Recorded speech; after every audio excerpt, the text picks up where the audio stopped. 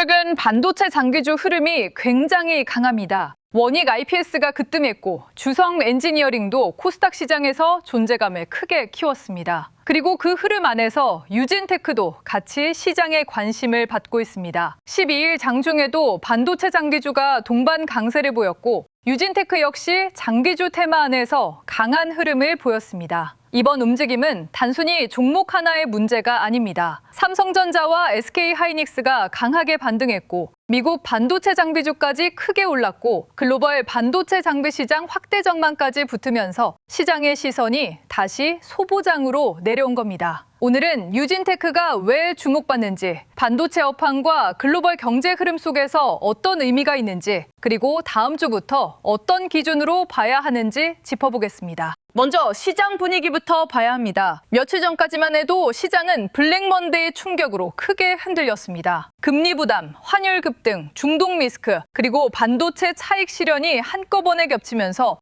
코스피와 코스닥이 같이 흔들렸습니다. 그런데 12일에는 분위기가 완전히 달라졌습니다. 미국과 이란의 종전 기대감이 커지면서 지정학적 리스크가 완화되는 흐름이 나왔고 국제유가 부담도 일부 낮아질 수 있다는 기대가 붙었습니다. 미국 기술주와 반도체주가 반등했고 국내에서는 삼성전자와 SK하이닉스가 강하게 움직였습니다. 이 흐름이 코스닥 장비주로 번졌습니다. 원익 IPS, 주성 엔지니어링, HPSP, PSK, 유진테크 같은 종목들이 같은 방향으로 움직인 이유가 바로 여기에 있습니다. 시장 전체가 다시 반도체 장비 투자 사이클을 보기 시작한 겁니다. 유진테크는 반도체 전공정 장비 기업입니다. 전공정은 반도체가 실제로 만들어지는 앞단의 핵심 공정입니다. 웨이퍼 위에 얇은 막을 만들고 그 막의 균일도와 품질을 조절하고 미세한 회로 구조가 안정적으로 형성되도록 만드는 과정입니다.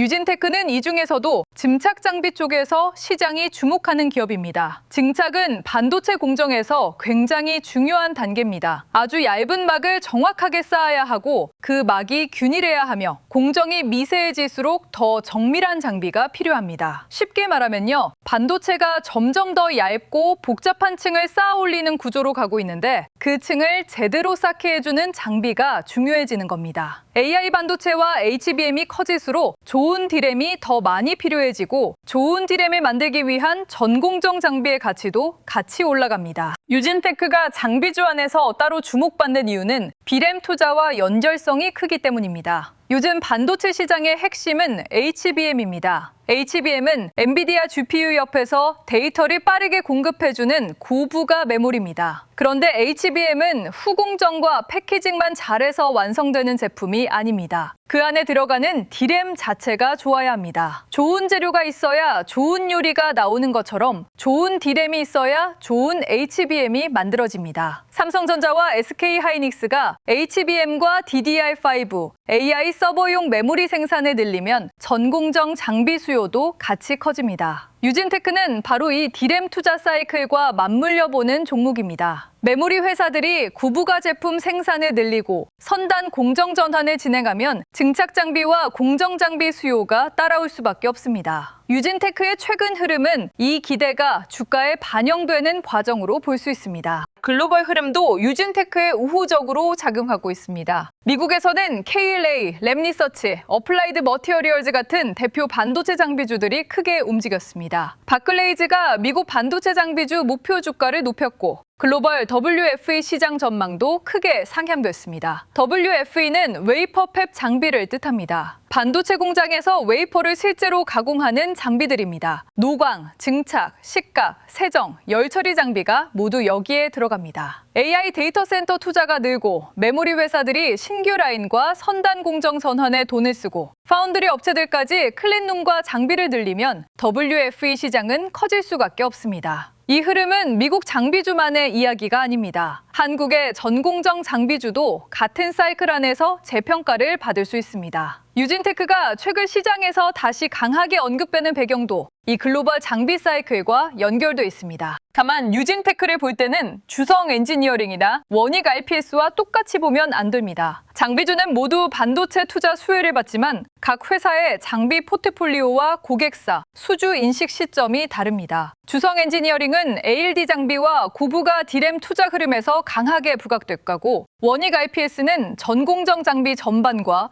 WFE 슈퍼사이클 기대를 크게 받았습니다. 유진테크는 증착 장비와 D램 투자 사이클의 연결성이 중요합니다. 특히 D램 선단 공정과 차세대 공정에서 얇고 균일한 막을 만드는 기술이 중요해질수록 증착 장비 업체에 대한 관심도 커질 수 있습니다. 장비주는 이름만 보고 같이 묶는 것보다 어떤 공정에 들어가는 장비인지, 어떤 고객사 투자와 연결되는지, 실제 수주와 매출로 이어지는 속도가 어떤지 이 세 가지를 나눠서 봐야 합니다. 다음 주부터 유진테크에서 확인할 기준은 분명합니다. 첫 번째는 삼성전자와 SK하이닉스의 흐름입니다. 반도체 대형주가 다시 중심을 잡아야 소보장 수급도 오래 이어질 가능성이 커집니다. 두 번째는 미국 반도체 장비주의 흐름입니다. KLA 랩리서치, 어플라이드 머티리얼즈가 추가로 버티면 국내 장비주 투자 심리도 유지되기 쉽습니다. 세 번째는 환율입니다. 원달러 환율이 안정되면 외국인 수급 부담이 줄어듭니다. 반대로 환율이 다시 급하게 튀면 코스닥 장비주는 다시 흔들릴 수 있습니다. 네 번째는 유진테크 자체 수급입니다. 단순히 장비주 테마로 같이 오르는 흐름보다 외국인과 기관이 눌림 구간에서 다시 받아주는지가 더 중요합니다. 다섯 번째는 실적 기대입니다. 유진테크가 진짜 강해지려면 D램 투자 기대가 실제 수주와 매출로 이어지는 흐름을 보여줘야 합니다.